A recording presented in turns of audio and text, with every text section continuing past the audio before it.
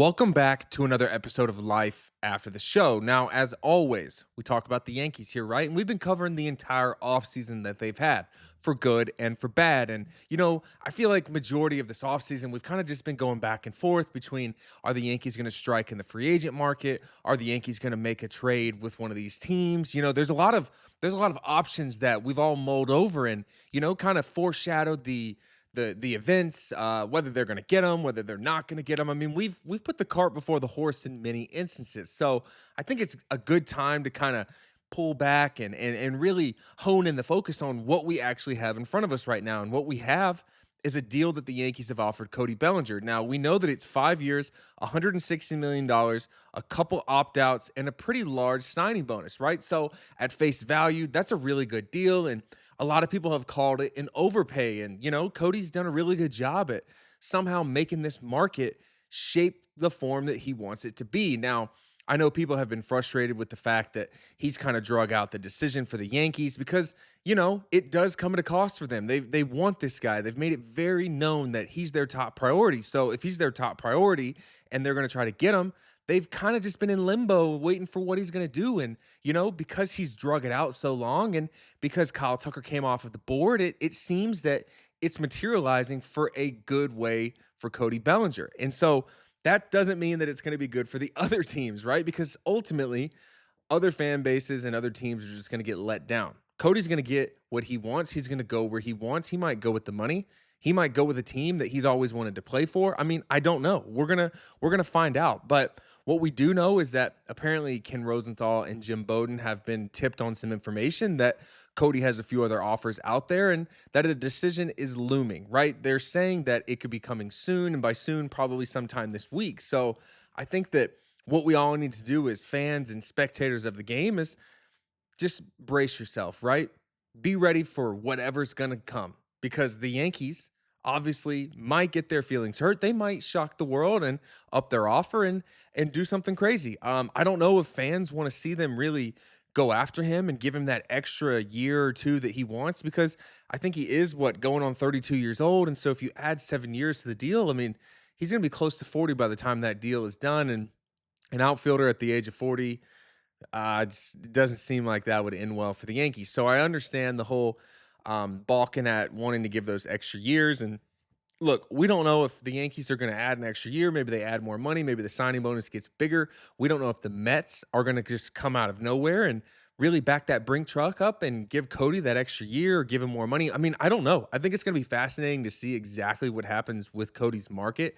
And whenever it's all said and done and the smoke clears is exactly what deals he was offered and kind of just get in the mind of Cody and see what really mattered to him the most. Because what I've seen this offseason from some of these players that, are signing is they just keep talking about the same thing, right? They keep referencing stability. They want stability. They want to know that they're going to be able to be where they sign for the entire length of the contract, which is why they do the no trade clauses. I mean, I get it. I think that when you're one of these guys and one of these key free agents, it's very important that you feel like you're actually wanted, because sometimes these teams will implement some stuff in the deals and kind of make it feel like they could actually, screw you over some way, shape, or form. And obviously the money is going to be huge. And so you're not getting fully screwed over. But I mean, you could be one of these people that signs a big deal and then bam, like all of a sudden you're out of here the second that the production starts to stop. And, hey, that might be fair to the fans and the team, but to the player, they get told certain things, and that's why they sign with these teams sometimes. So, as a former player, I'm on their side, but also I'm going to be very realistic in terms of the money that Cody's being offered is very fair and might be a pretty big overpay considering the fact that he's where he is in his career. But hey, the market is allowing these players to go out and get these deals, so we cannot fault them for it. This is what we've got. Now, let's just talk, right? I want to kind of like focus on a few things because I'm like, I don't know. I feel like we've just been talking about Cody a lot. I see a lot of things from you guys about how you want Cody, how you don't want Cody. And here's kind of like where my mind is going with this, right? We'll go with one way, then we'll go the other way. The first thought that I've got in mind is if the Yankees don't get him, I would assume that heading into spring training, you're going to have a lot of media members just licking their lips, ready to ask the first question.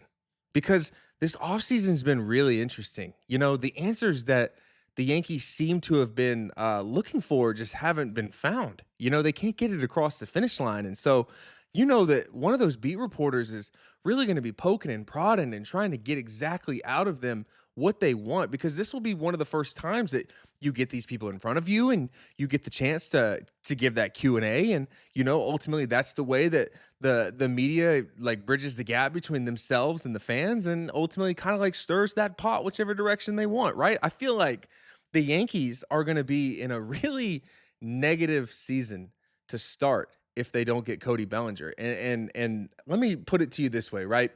When you're a player inside of that locker room, especially with the Yankees, because whenever I played for the Cubs and the White Sox, it was different.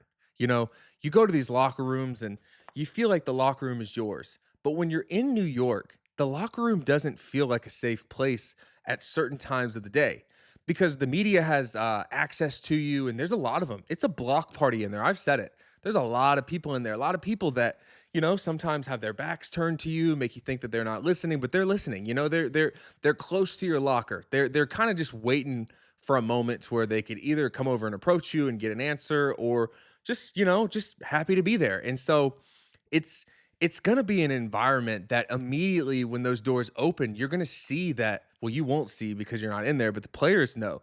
The second those doors open, I mean, these dudes are flooding in. You could be sitting at your locker and you can just see these people zero in on who they want, right? And I would assume that they're going to go over to Aaron Judge and they're going to start to ask some questions about, hey, what do you like? What do you think happened this offseason? Why do you think that the Yankees didn't spend or whatnot? And again, we're all prefacing if they don't get Cody Bellinger right now, because I think that what we're going to see is it's so close to spring training that the media is going to absolutely want some answers. And I think that that's warranted. I think that the answers are deserved for us to hear. And so I think it's just going to be really hard as a player and as a front office person and as a coach and anyone that's affiliated with the Yankees to just have that from day one. You're going to see that the Yankees are going to be doing some damage control. They're probably going to give some answers that are very confident in the squad that they've put together, and probably put some stuff out there to say that we tried our best, but these guys the market just didn't materialize the way that we want. We weren't going to overpay. We were good with what we've got. And listen, I'm not here to bombard on what their plan is. I don't know if it's a good plan. I don't know if it's a bad plan. We don't know until the end of the season, and we can really deliberate on what happened. So, but what I do know is that if they don't get Cody, and let's just assume that they either get Harrison Bader or Austin Hayes, or they let Jason Dominguez or Spencer Jones run out there. I mean, one of those four guys or any of those guys that's not Cody Bellinger, given the opportunity, is you're going to be given a tall task. And not only is left field going to be a tall task, shortstop's going to be pretty tall. Third base is going to have a guy that you need to perform. The catcher needs to bounce back. You've got a few pitchers coming off of some injuries that everyone's going to be honed in on. Are they going to be the same guys? I've seen some stuff about, can Garrett Cole come back and be the same player after this injury? And so there's just going to be a lot of guys in that locker room that either one, they're going to be immediately thrusted into a pretty hostile environment because the media is going to want some answers. And then two, they're going to need to be able to perform well to back up the plan that the Yankees say that they have in place if this is the team that they're giving. Because if the Yankees are going to push all their chips in on the team that they have right now, that team needs to perform. That as a player and just as a human being, right? Whenever you're given a tall task and that you have to perform, it's hard. It's like you hope for the best. That's really what it is. You got these players, and listen, we all spend the entire offseason and the whole season. We spend it preparing to go out and have a good season, but that doesn't mean that it's guaranteed. So I'm really gonna just be focused on how these guys are gonna respond and how they're gonna react the first couple weeks of spring training, because I think that it's going to be very important, again, at face value, to see the way that these guys are handling these questions and this task, and the position battles, and that hopefully these guys come back from the injuries the right way, because the Yankees seem to be standing pat with this team. So if this is a team that we're rocking with, they've got some answers that they got to have answered. or they got some questions that they've got to have answered, right? They gotta have some bounce back seasons from some guys. They've got to have guys that performed really well perform well again. And so obviously that's sports in general, but we're talking about the Yankees, right? Fans in the media are not satisfied with mediocre. They want to see over performance from these players. They want to see those fairy tale seasons, and they want to have something to talk about. But in today's age, negativity sells, okay? The negative stuff seems to be the stuff that gets the most attention, and that's why I'm thinking that the Yankees media is going to have a field day if things don't materialize the way that they thought that it was going to go. So then let's just talk about Cody Bellinger being on the team, right? Just because Cody signs back, it doesn't answer any of those other questions about the positions that I just mentioned, third base, shortstop, catcher, and the pitching. That doesn't, none of that stuff is figured out yet. So just if Cody signs back, you would feel good about the left field spot, but then it would mean that you have a couple other players that other people have wanted to see play, not get the opportunity to play. Cody might still come into a hostile environment because the way this offseason has drug out, the media is going to want answers. Fans are going to want answers. People don't necessarily feel great about the way that Cody's handled this situation right now. And so I could assume that, the second that he doesn't perform well, and God forbid it's a bad season, it will be really hard for him. And as a player, let me tell you something. As a player, it's really not easy to go through that stuff. The one thing that I think that fans just don't really understand is the players really go up there and they try to like put the wall up that, hey, I'm good. You know what I mean? But some people actually deal with this stuff differently, right? I don't know how Cody or any of these other players deal with the pressure and the stress that comes with just being a Major League Baseball player, but I sympathize in terms of when things aren't going good, it's not easy to just keep showing up and being in the public eye every single day, knowing that you're going to be scrutinized for something that is a really hard sport to play. So I'm hoping that this all works out for the Yankees. I'm hoping that it works out for Cody. I don't really want to see a season full of negativity. I don't think that would be like super fun to cover. Now, obviously, hey, we'll cover it how it is, but I'm hoping that they can do something. I mean, I think it would be a crazy season if this team that they have goes out and shocks the world and wins the division. And I don't think it's super far fetched. I mean, it might be slightly, but it might not be super far fetched to think that this team can do it, because all the players and all the positions that I just mentioned, they obviously struggled last year, but as a whole, as a unit, I mean, they still performed pretty well and came within a game of winning the division. So if you do get the production from those players from the positions that I'm mentioning and it's up, I mean, come on. Like maybe the Yankees actually can be a contender in the division. I mean, I'm trying to be optimistic and I'm really trying to make it be known that I'm not just here to bash and say that they can't do it because look, hey, they came really close last year. And I think that's one of the big reasons why the Yankees right now are pretty keen on running that same team back out there. I think that they actually believe that the players that they have can make the strides in the areas that they were a little deficient in last year and be a big player in this 2026 season. But again, there's a lot of ifs, there's a lot of questions. There's going to be a lot of eyes on this team, right? This is the most covered team in all of sports. Maybe maybe the Dodgers are a close second, but look, regardless of what the Dodgers do, I still think that the Yankees are the most covered. Everyone in the world knows who they are. They wear that brand in all parts of the world without knowing a single player on the team. The brand is iconic. The brand is recognized by everybody. And that is ultimately why every single person has been pretty upset with the way that this offseason has gone.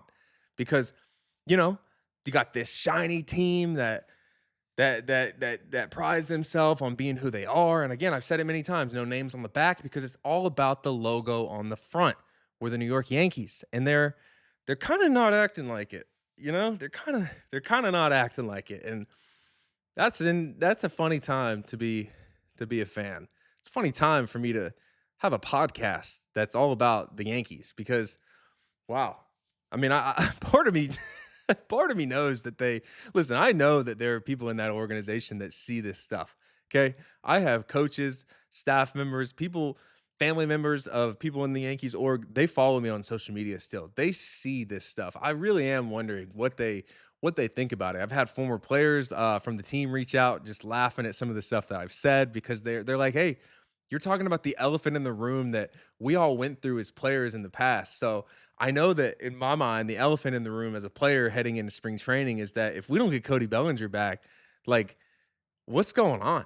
You know, you'll show up to spring training, you'll know the team that you've got, that the org has the team that they've got, and but the players know, you know what you're capable of. Everybody thinks they can exceed it, but you know what you're capable of, and everyone in there knows. They compare themselves to one another. They know, are they better than him or are they not better than him? Because if they're not, and they're the ones that are going to be filling his shoes, it's going to be a long season.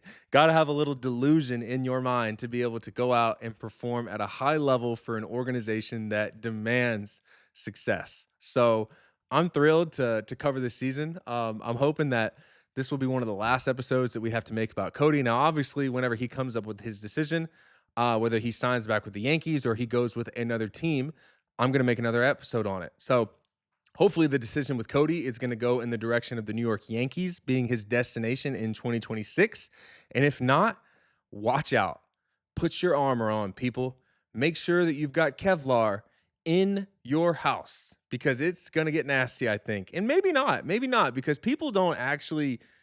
I, I don't really know the exact sentiments of everybody, but it's kind of skewed. You know, people want him, people don't want him. I think that the biggest holdup is that the reason that people don't want him is because they know that he's going to hurt their team in terms of how much money he's going to cost and maybe the decline in his performance for the years that he's asking for. So I don't think it's about present Cody that they don't want. I think it's they're scared of future Cody. So, you know, we'll see. Look, Yankees have a deal. I don't know if the Blue Jays are going to do it. I know that they offered Kyle Tucker over 10 years. So maybe they've got 6 or 7 in them. I think it's scary to know that the other teams out there that are players for Cody, one of them's in the division, and then the other one is your crosstown rival. So I know that the Yankees are not going to want to lose Cody to either of those teams. And personally, I don't know if the Yankees should offer more years. Maybe they can offer a little more money. Maybe they can make the signing bonus bigger. I don't know. I just think it would be a really important time to ask Cody and his representatives, what exactly is it that you want the most, and see how close you can get to it, because the decision's coming here pretty soon. And the last thing you want to be is another organization on the bad side of a move that didn't go your way.